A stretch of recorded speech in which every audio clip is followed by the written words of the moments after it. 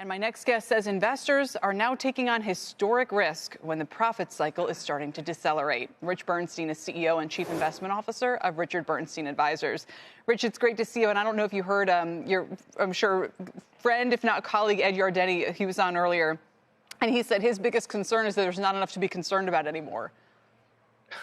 Well, that's an interesting comment from Ed. I think, look, there's the fact that people think that there is nothing to worry about should worry people in and of itself, right? The old saying is that the stock market advances based on the wall of worry. Well, if there's no wall of worry, I think to an objective investor, that should be worrisome, not to overuse the word, but I think you get the point.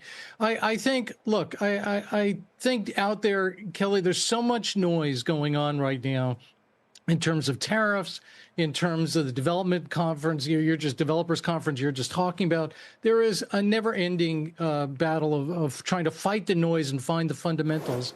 But the profits picture is baked in. Profits will decelerate this year. And so we think that's the most important thing that people should be focusing on in terms of portfolio strategy. How are you at profit growth slowing 15% year on year? And others are talking about earnings growth rising by maybe not that much, but by something normal enough to justify stock market gains.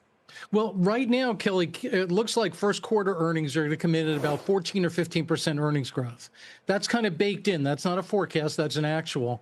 And our forecast is by the end of this year that that's going to drop to, like 1 or 2%, maybe 0, maybe 3. Forget the decimal point here. But for a pretty significant slowdown in corporate profits growth. And our feeling is that's going to happen regardless of tariffs or no tariffs. Big beautiful bill or no big beautiful bill, all this kind of stuff, that is pretty much baked in. Okay, so kind of bring this back.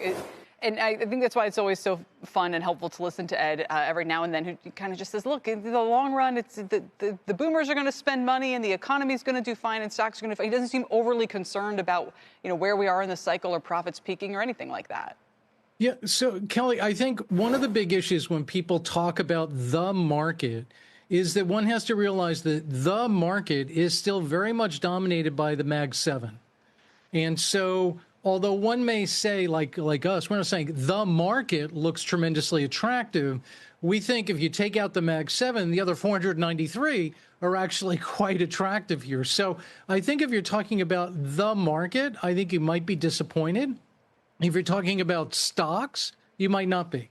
What are the bellwethers, Rich, as we look at shares of Apple? They're selling off about 1% as their event kicks off. We talk about, is NVIDIA the bellwether? Is Bitcoin the bellwether, right? What is the tell for you about which way this is all trending? So I think what's really interesting right now, Kelly, is that there's a series of speculative investments that are all very highly correlated. And you can see this over the past, 4 to 6 weeks as the market has bounced back. It's not only been some of the Mag 7 stocks, obviously not all of them, but some of the Mag 7 stocks. It's been credit spreads, right? Think about all the enthusiasm there is for risky credit right now.